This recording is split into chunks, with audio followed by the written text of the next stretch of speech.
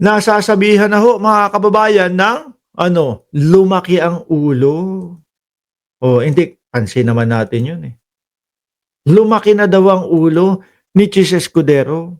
Ako pansin ko ho 'yun mga kababayan, mga boss chief sir, sa pamamagitan ho, mga bossing, nung hindi niya pagpansin sa mamamayang Pilipino, sa taong bayan, yung pagdedma niya sa taong bayan, 'yun ang isa sa nakita ko na paglaki ng ulo ni Chis Escudero.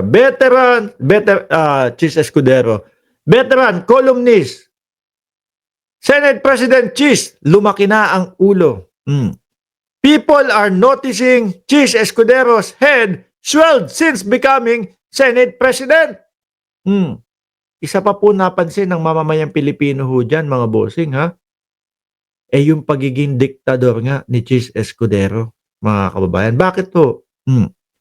Biruin mo, yun nga, yung napakaliit, simpleng-simple, nag-iisa na word na, forthwith. Yun lang po, mga kababayan, ang dapat sundin. Pero hindi pa sinunod. Konstitusyon po ang nagsasabi nun, ha? Konstitusyon po ang nagsasabi nun, mga bossing. Kumbaga, pinaka-importante at pinakamahalagang sundin, no, ng kahit sinong Pilipino, nakaupo ka man o hindi. Pero kay Chis, deadma. Di ba? Deadma, mga kababayan. Biruin nyo yun. Shall forthwith, pagpirma ng 1/3 ng mga congressman, dumiretso ka na, tumuloy ka na, agad-agadin mo na yan. Pumunta ka na doon sa paglilitis. Pero dahil nga, Chis Escudero ako eh. Senate President ako eh. No? Sino lang ba kayo? Taong bayan lang kayo. Yun po yung nafe-feel ko, mga boss, no? Taong bayan lang kayo. Ako ang Senate President dito. Ako ang nasa poder. No? Wala kayong magagawa. Kung ito ang gusto kong interpretasyon diyan sa konstitusyon na yon, wala kayong magagawa. No? Kita na nga po natin eh. Alam na nga po natin ang ibig sabihin nung katiting na nag-iisa na word na yun. Shall forthwith, tumuloy-tuloy ka na. Agad-agarin mo na. Nagsalita po yung malalaking mga eskwelahan. Umalma po. Papakels. No, hindi pinansin. Kasi pag pinansin, lalaki lang ho, mga kababayan. Pag pinansin, mauobliga siya na ipaliwanag yung shall forthwith. Ayaw na ayaw maririnig ni Chis Escudero yung forthwith na yan. Di po ba? Ilan na ang nagtanong sa kanya, Senate President, ito po, sabi po, shall forthwith. Hanggang umabot sa punto na pinagbuntungan ng pinagbuntungan na sisi si Martin Romualdez. Kumbaga dahil daw po yung mga congressman ay mga mga sunod-sunuran daw po doon sa House Speaker. Samantalang ang dali-dali po ng tanong. Ang tanong ito po, ano po ba ang shall forthwith o ang forthwith po? Hindi naman kami mga kagaya ng mga kongresista na sunod-sunuran doon sa kanilang House Speaker. Di po ba? Parang ito ho yata ang pinakamahirap ho na i-interpret na word, mga kababayan. Yung forthwith. Ano po? Napakasimpleng salita. Hindi magawa-gawa. Base sa konstitusyon, dapat sundin. Yung mga wala pa po sa konstitusyon, kagaya po ng mga dismiss, yung remand, dun pa po napupunta yung atensyon nila. At yun pa po ang ginagawa nila. Ano ba to? Magtatanong tayo tuloy ngayon. Ang konstitusyon ba ng Pilipinas ay nakabase doon sa interpretasyon ng mga nasa poder? Di ba? Kasi parang ganun po yung nangyayari ngayon. Kung sino ang nasa poder, ako ang masusunod. Delikado po yan. mga kababayan, delikado po 'yan sa ating mga kagaya nating mga maliliit na mga Pilipino. Ano po, 'pag tayo ay humaharap na sa ganyan, nasa sitwasyon na tayo na kailangan, merong interpretasyon na po ng konstitusyon, 'no? Tapos natapat po ang kalaban natin, maimpluwensyang tao, oh, kaibigan nila, yari, yari ka. Kung ano ang interpretasyon nung nakaupo o nung nasa puder, natiyempo yung nasa puder kaibigan nung maimpluwensyang tao, yun ang susundin, 'no? Hindi kung ano talaga yung interpretasyon nung konstitusyon na yun. Lugi tayo diyan kapagka ho ito ay lumagpas ho. Dahil yung mga susunod, mga bossing, malamang po ganyan na din po ang gagawin. Mark, tatakbo rin niya si Quezon ng vice ni Sara Tulili. Sabi ni Tony Conejero. Basahin ko ha. People are noticing Chis Escudero's head swelled since becoming Senate President. Latest display was his denigrating the House of Representatives. Matitigas ang ulo.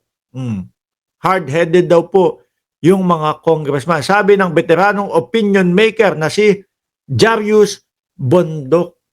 Yung mga congressman lang naman, kumbaga kaya naman makulit yan kasi nakikita, nararamdaman sa inyo, ang layo nyo eh. No? Papunta na kayo sa dismissal eh. Di ba? Inuumpisahan nyo na nga ang mamamayang Pilipino na paniwalain na pwedeng i-dismiss sa pamamagitan ng botohan ng mga senador. Ano yun? Niloloko kami? Niloloko tayo? Ano ho? Magbobotohan. Trip natin. Sige, pag-tripan natin to. Trip lang. Dismiss o hindi. Botohan. Boss, ano ang basehan natin doon sa pagbobotohan natin? No? Wala. Trip lang. Hindi pa natin nakikita yung ebidensya, boss. No? SP, wala pang ebidensyang nakakalkal na pag-uusapan. Bakit magbobotohan na tayo ng dismissal? Kung dapat bang ituloy o hindi? Paano kami boboto niyan? Parang lokohan ho, mga kababayan. Di ba? May dismissal na, ano basihan nyo para i-dismiss? Hindi nyo pa nakikita. Maano ba namang marinig ng taong bayan? Tama ho si si Win Gatchalian eh. Buksan natin yung ebidensya. Pakinggan natin yung depensa. Saka natin sabihin, saka tayo magsalita na, sige, pagbotohan natin kung i-dismiss natin ito. Ganoon. Di ba? Walang nakikitang ebidensya. Wala pang naririnig na depensa. Basta, mahula-hula na lang tayo. Pagbotohan natin, no? Kung tuloy o hindi. Ano yun? Di ba? Ganon ba kamangmang ang tingin nyo sa mamamayang Pilipino? Di ba? Para umabot kayo sa isang botohan, kailangan meron kayong pagtutuunan ng pansin o titingnan o ito yung ebidensya at ito yung depensa nila. Ano sa tingin nyo? Malakas ba yung ebidensya? Hindi eh. Boss, medyo mahina. Mukhang lang, gawa-gawa lang, etc. Sige, pagbotohan natin. Di ba?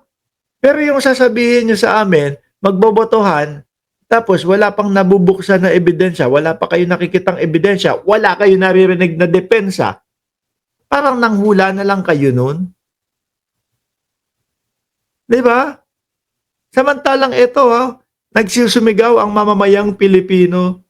Patingin naman kami nung ebidensya. Parinig naman kami nung depensa nila. Para kahit papaano naman, yung hinahanap naming pera namin na kinakaltas, kinsenas katapusan, alam namin kung saan napunta. Hindi sasakit ang loob namin. Napunta doon sa confidential funds. pinangbili nga naman ng impormasyon kasi nga muntik nang lumala yung mga NPA, lumaki yung NPA. Oh, okay lang. Parte 'yun eh ng ating ano, ng ating tax eh. Yung ganun ba?